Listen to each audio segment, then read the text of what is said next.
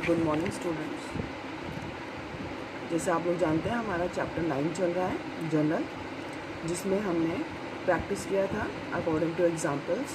Purchase का example लिया था मैंने आपके सामने कि किस तरीके से परचेज़ की एंट्री करनी है, उसके बाद सेल्स का एंड अदर एडजस्टमेंट्स, ठीक है। और मैंने आपको साथ साथ फर्स्ट क्वेश्चन आपका होमवर्क में दिया था कि एटलीस्ट आप लोग एक बार देख सकते हैं कि किस तरीके के क्वेश्चन आपके पास बुक में है। तो अभी मैंने आपको फर्स्ट क्वेश्चन होमवर्क में दिया था, उसका सॉल्यूशन मैं आपके साथ डिस्कस कर रही हूँ। इसके बाद फिर हम आगे और चलते हैं क्वेश्चंस पे, ठीक है। तो देखिए यहाँ पे क्या बोल रहा है, enter the following transaction in the journal of Manohar Lal. Means हमें एक जर्नल बनाना है मनोहर लाल का, तो उसमें हमें ये सारी एंट्रीज़ को इंक्लूड करना है और हमें डेट के कॉलम में डेट्स मेंशन करनी है, ट्रांजैक्शन करनी है और पर्टिकुलर अमाउंट को इंक्लूड करना है, ठीक है।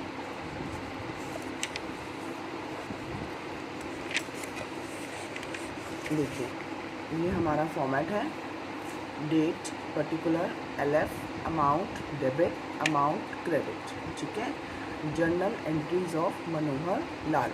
सॉल्यूशन फर्स्ट, इस तरीके से आपको अपना क्वेश्चन स्टार्ट करना है। इसके बाद देखिए हमारी फर्स्ट एंट्री क्या है, Manohar Lal started business with cash. तो इसकी एंट्री क्या हो जाएगी, cash account debit to capital. इसके बाद आपके पास सेकेंड एंट्री क्वेश्चन में दिया हुआ है, परचेज फर्नीचर फॉर कैश, ठीक है। तो उसकी सेकेंड एंट्री आपके पास क्या हो गई, furniture account debit to cash. Furniture आया, कैश गया, ठीक है। Goods purchased for cash means purchase account debit to cash, clear है। इसके बाद बॉट गुड्स फ्रॉम कमलेश, यहाँ पे नाम आ गया है तो हम गुड्स किससे खरीदेंगे, कमलेश से, तो यहाँ पे कैश अफेक्ट नहीं हुआ। इसके बाद हमने गुड्स सोल्ड की एंट्री करी है, cash account debit to sales. फिर हमें हरी का नाम दिया गया है तो हम हरी के लिए क्या करेंगे, हरी अकाउंट डेबिट टू सेल्स। इसके बाद हमारी जो मार्च 10 को एंट्री है, हमने कमलेश को पे किया है अमाउंट। कमलेश को पे करने का मीन्स कमलेश क्या था, हमारा क्रेडिटर, तो क्रेडिटर अब हमारा रिसीवर है तो उसको डेबिट कर देंगे, पर्सनल अकाउंट का रूल। एंड कैश पेड हुआ है, बिजनेस से जा रहा है तो CR हो जाएगा, ठीक है।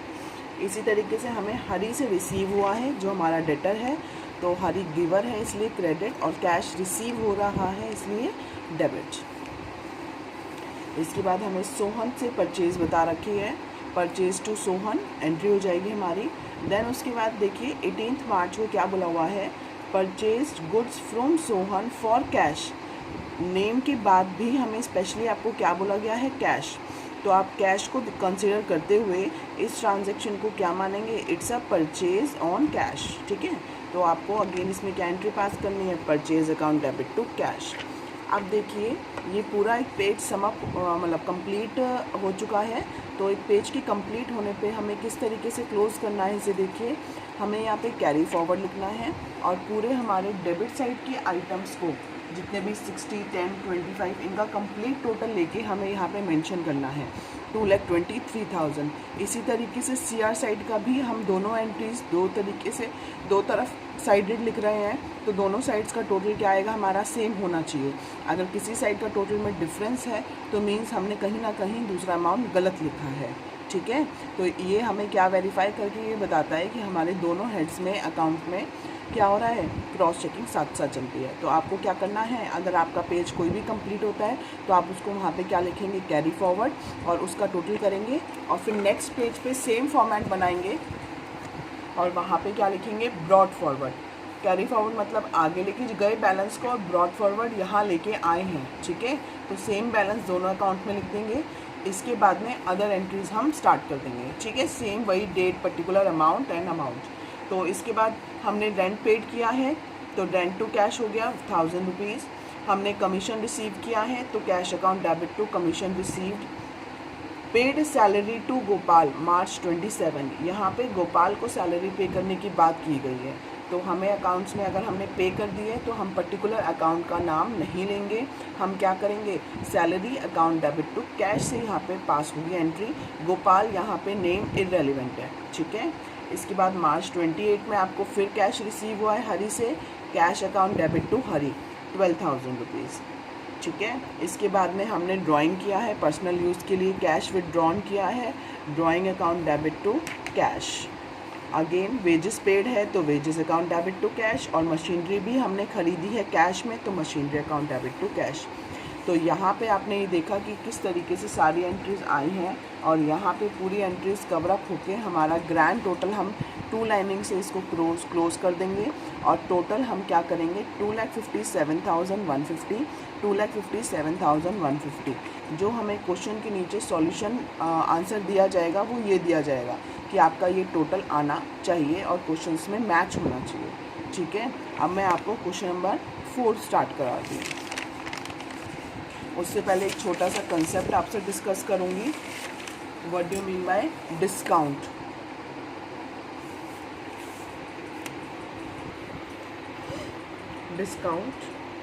डिस्काउंट मीन्स आप लोग मार्केट जाते हैं तो मार्केट में जाके आप लोग डील करते हैं। आप लोगों को वहाँ पता लगता है कि अगर हमने ये आइटम ख़रीदा तो हमें उस पर 10% 15% डिस्काउंट मिलेगा, तो आपको क्या मिलता है वहाँ पे बेनिफिट मिल जाता है और आपको पेमेंट भी कम करनी पड़ती है। तो ये जो आपने डिस्काउंट जो आपने अवेल किया वो अलग से उसको हम बोल सकते हैं प्रमोशन या मार्केटिंग डिस्काउंट होता है वो। ठीक है, जो वो लोग किस लिए करते हैं कि हमारी सेल्स ज़्यादा से ज़्यादा हो सके, बट इन अकाउंट्स उस डिस्काउंट को इंक्लूड नहीं करते, वो सेपरेट थिंग है। यहाँ पे जो डिस्काउंट की बात की जा रही है मीनिंग समथिंग वही है, बट इसके 2 एस्पेक्ट्स हैं। One is trade discount and second one is cash discount. देखिए ट्रेड डिस्काउंट आपको तब दिया जाता है जब एक होलसेलर गुड्स सेल करता है रिटेलर को। अगर रिटेलर को एनकरेज किया जाता है इस केस में कि आप हमारे गुड्स ज़्यादा से ज़्यादा खरीदो, अगर आपने बल्क क्वांटिटी में गुड्स खरीदे तो हम आपको एक पर्टिकुलर डिस्काउंट आपको अवेल कराएंगे।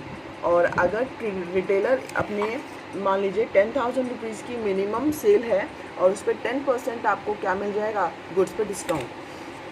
तो अगर रिटेलर ने 10,000 का गुड्स ख़रीदा है किससे? अपने होलसेलर से। ठीक है, तो होलसेलर क्या करेगा, उसका जो लिस्ट प्राइस जो MRP होता है उस MRP पे 10% कम करके, मीन्स जो प्राइस उसको देना है उस प्राइस पे एक्स्ट्रा 10% कम करके क्या करेगा, अपने होलसेलर अपने रिटेलर को सेल करेगा। तो यहाँ पे जो बल्क क्वांटिटी परचेज़ के लिए क्या किया जाता है, मोटिवेट किया जाता है कि आप ज़्यादा से ज़्यादा बल्क क्वांटिटी, ज़्यादा से ज़्यादा क्वांटिटी परचेज़ करें। और इसमें यहाँ पे आपको क्या वर्ड यूज़ मिलेगा, लिस्ट प्राइस। मीन्स कि जो गुड्स मेनली ये कहाँ पे होता है, इलेक्ट्रॉनिक आइटम्स के केसेस में होता है, या फिर आपके जो ये आपके राशन वगैरह के सामान से रिलेटेड होता है। ठीक है, मीन्स आपका रिटेलर अगर बिग शॉपकीपर है तो वो क्या करेगा, अपने होलसेलर से लार्ज क्वांटिटी में अमाउंट खरीदेगा और वहाँ पे आपको डिस्काउंट मिल जाता है। तो यहाँ पे आपको लिस्ट प्राइस मान लीजिए 1 लाख रुपीज़ मिला, उस 1 लाख रुपीज़ पे आपको 10% आप गुड्स खरीदने गए, उनका प्राइस था 1 लाख रुपीज़। आपके होलसेलर ने आपको ट्रेड डिस्काउंट दिया। ट्रेड डिस्काउंट मीन्स ट्रेड को इंक्रीज़ करने के लिए जो डिस्काउंट दिया जाता है उसे बोलते हैं 10%, उसे बोलते हैं ट्रेड डिस्काउंट। और ट्रेड डिस्काउंट किस लिए दिया जाता है, to increase the bulk amount. ठीक है, बल्क अमाउंट से आप ज़्यादा से ज़्यादा खरीदो उसके लिए। तो ये एक फ़िक्स परसेंटेज से स्लैब आपको दिया जाता है और इस रेट को क्या कर दिया जाता है, डायरेक्टली माइनस 1 लाख रुपीज़ का जो वैल्यू था लिस्ट प्राइस का, टोटल जो MRP आपने ख़रीदा उसका 10% फ्लैट आपको डिस्काउंट मिल जाता है। तो आप क्या करेंगे, 10,000 माइनस करने के बाद 90,000 रुपीज़ की कैश अमाउंट बनता है जो हमें पे करना होता है। ठीक है, तो आप चाहे इसको क्रेडिट पे लाएं या कैश में, ये आपको मिलेगा ही मिलेगा। तो हम मान लेते हैं कि हमने क्रेडिट में ख़रीदा किसी राम से, राम हमारा होलसेलर है, तो इस केस में हमारी एंट्री क्या होगी, purchase account debit to Ram, कितने से, 90,000 रुपीज़ से, not with 1 lakh. List price पे हमें एंट्री नहीं करनी, list price minus trade discount, उसके बाद हमें ये एंट्री करनी है। इसके बाद देखिए मान लीजिए 90,000 ही हमें कैश पे करना था, तो राम अकाउंट पेमेंट करने गया तो Ram debit and to cash, ये एंट्री हम पास कर लेंगे। तो 90,000 रुपीज़ से ये पेमेंट की एंट्री हो चुकी है। इसके बाद देखिए कैश डिस्काउंट। कैश डिस्काउंट किस लिए दिया जाता है, to make the payment on time और ऑन इमीडिएट बेसिस।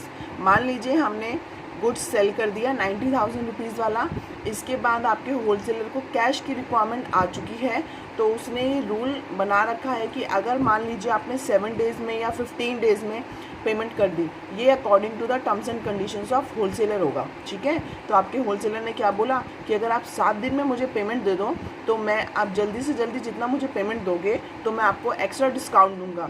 तो आपसे जल्दी पेमेंट कराने के लिए उसने आपको कौन सा नया डिस्काउंट दिया, cash discount. On time payment या टाइम से पहले पेमेंट चाहिए तो उस केस में हम कैश डिस्काउंट का यूज़ कर सकते हैं, जिससे हमारा कस्टमर हमें जल्दी से जल्दी पैसा दे के जाए, ठीक है। तो उस केस में क्या होता है, मान लीजिए list price again 1 lakh rupees था, उस पर आपने 10,000 रुपीज़ का ट्रेड डिस्काउंट दिया, 90,000 रुपीज़ की आपको पेमेंट करनी थी। अब 90,000 की पेमेंट के लिए आपको बोला गया कि अगर आपने मुझे ये 7 डेज़ में पेमेंट दे दिया तो मैं आपको 10% कैश डिस्काउंट दूंगा। मींस जो अमाउंट आपको पे करना है उसका 10% डिस्काउंट दूंगा। तो 90,000 पेड अमाउंट था, उसमें से हमने क्या किया, 10% डिस्काउंट दे दिया। तो वो पेमेंट कितना करेगा, अगर उसने 7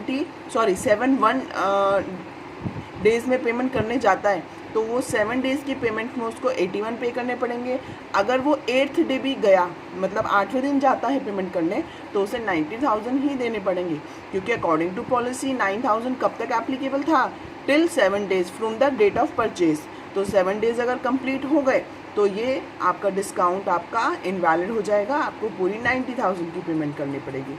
तो इस केस में आपका जो पेमेंट अमाउंट था, मीन्स परचेज अमाउंट, वो कितना था, purchase account debit to Ram 90,000,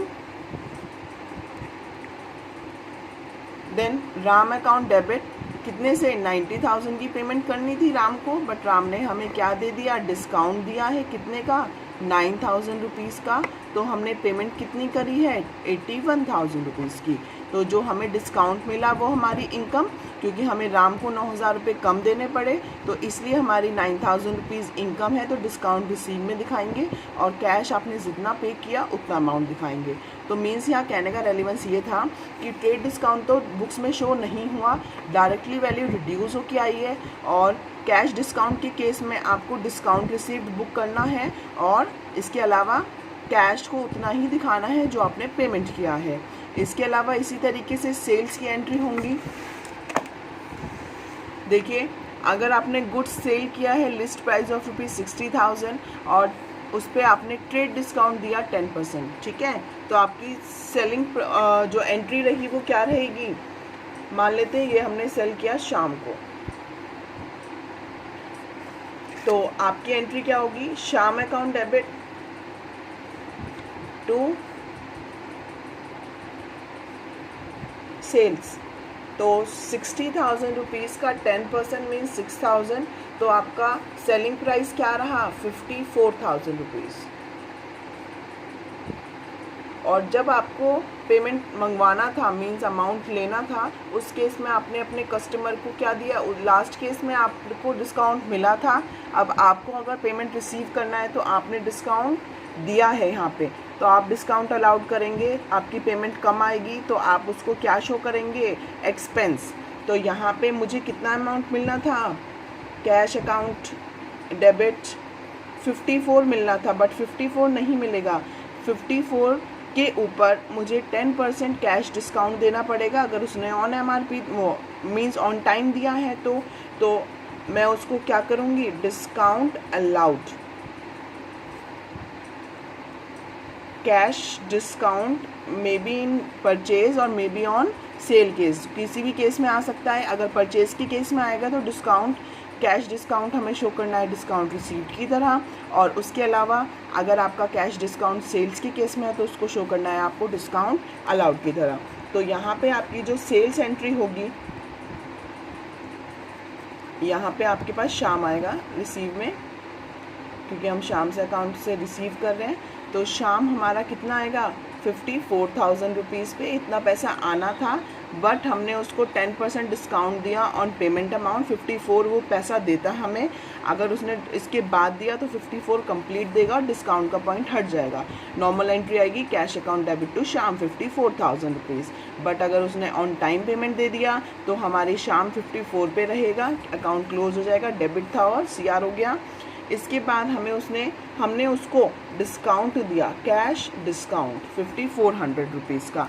तो हमारे 54,000 में से 5400 तो हमने उसको डिस्काउंट दे दिया, तो हमें एक्चुअल अमाउंट कितना रिसीव होगा? 48,600। 54,000 में से 5400 हम माइनस करेंगे तो हमारे पास वैल्यू आएगी 48,600। ठीक है, तो इस तरीके से एंट्रीज होंगी। इसके बाद एक केस और बनता है, उसकी एडजस्टमेंट मैं आपको कल कराऊंगी अकॉर्डिंग टू क्वेश्चन। तो हमारे आज के क्वेश्चन में सिर्फ यहीं तक की एडजस्टमेंट है, तो देखिए किस तरीके से करना है।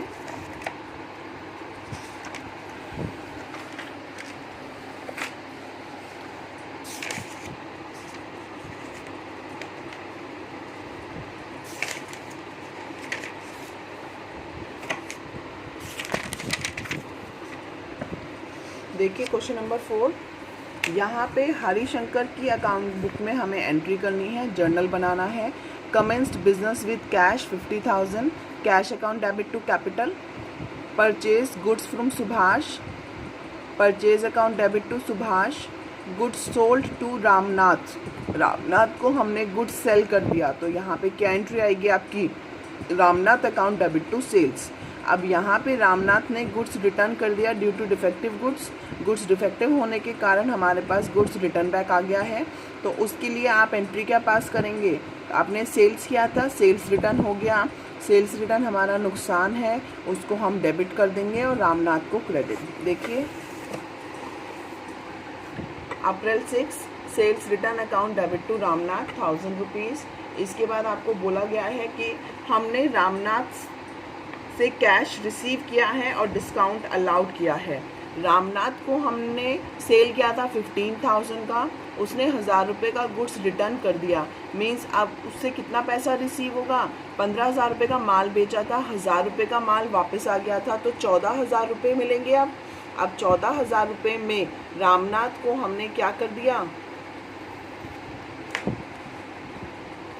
इस क्वेश्चन में देखिए क्या बोल रहे हैं, 10 अप्रैल की entry, received from cash Ramnath and discount allowed 200। कितना कैश रिसीव हो रहा है?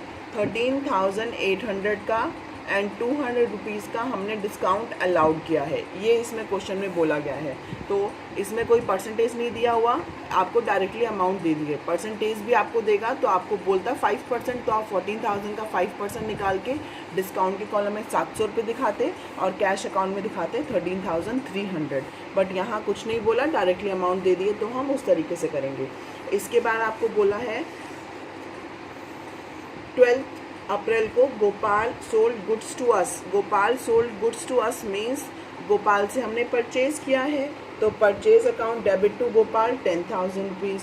अप्रैल 14 को हमने क्या किया है? गोपाल को इन फुल सेटलमेंट, यहाँ आपको जो लाइन बोली गई है फुल सेटलमेंट की, मीन्स जितना भी बुक्स में अमाउंट है उसको फिनिश करना है, तो उस केस के लिए हमें डिस्काउंट अलाउड या डिस्काउंट रिसीव्ड की ट्रांजैक्शन करनी पड़ती है।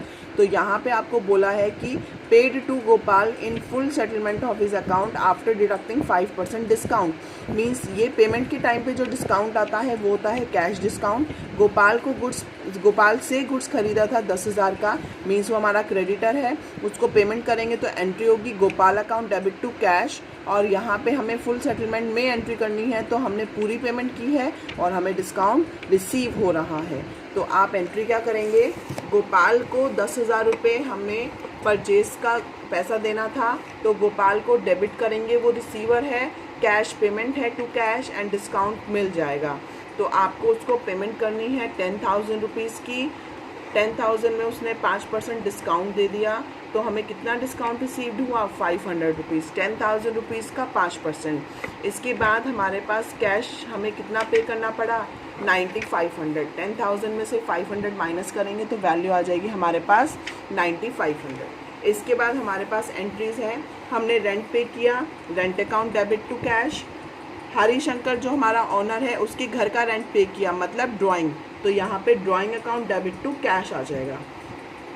इसी तरीके से आपके पास मार्च 18 को एंट्री है, गुड्स हमने खरीदा गोविंद से ऑन कैश बेसिस और हमें ट्रेड डिस्काउंट मिला है उसके ऊपर, तो आपके पास गोविंद से 6,000 रुपये का गुड्स ख़रीदा है और 6,000 के ऊपर 20% का डिस्काउंट मिलने के बाद हमें नेट परचेजेस कितनी दिखानी है, 4800 का अमाउंट दिखाना है। और इसी तरीके से हमने क्या किया है, गोविंद से परचेज़ की है 10,000 रुपीज़ की और 20% ट्रेड डिस्काउंट है, तो गोविंद से परचेज है तो purchase account debit to Govind. ऊपर वाले केस में कैश आ गया था इसलिए कैश ट्रांजैक्शन हो गई। तो गोविंद के 10,000 रुपये के ऊपर 20% ट्रेड डिस्काउंट है, 10,000 का 20% आप माइनस कर देंगे तो आपके पास वैल्यू आ जाएगी 8,000 rupees.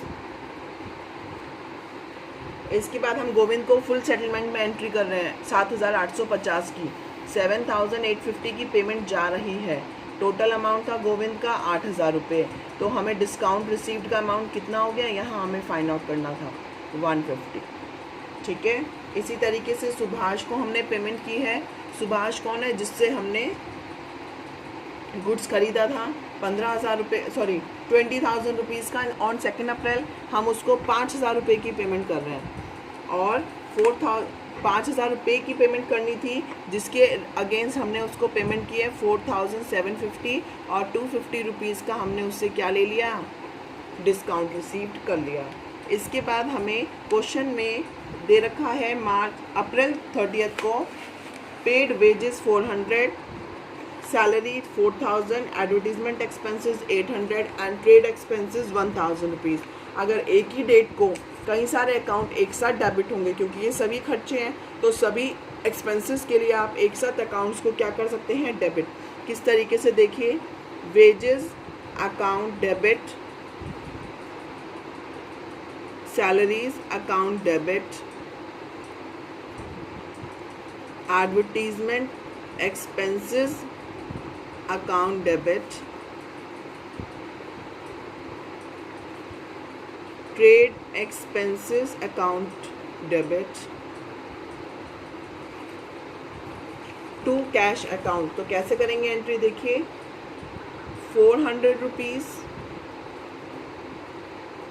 Salaries 4,000, advertisement expenses 800 and trade expenses 1,000 rupees. तो टोटल कम 6,200, जिसका हम टोटल कैश पेमेंट करेंगे। तो यहाँ पे आपके पास ये सारी पेमेंट्स हमने इकट्ठी करी है। अगर सारे अकाउंट डेबिट हो रहे हैं, सेम डेट में एंट्री है, तो ये से बोलेंगे कंपाउंड एंट्री। ठीक है, जहाँ पे हमने कई अकाउंट्स को डेबिट किया है in reference of credit of cash.